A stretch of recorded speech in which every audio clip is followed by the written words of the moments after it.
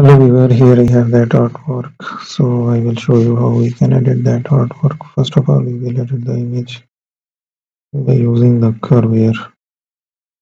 So we can increase the brightness and decrease as well to get a clear visibility. Then here we have this images. We can apply this channel mixer to get some colors and mix up the channels there. So contrast it is.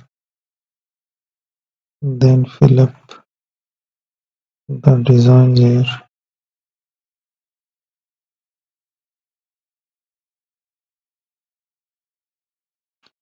It's a history brush tool we can get back to our real image.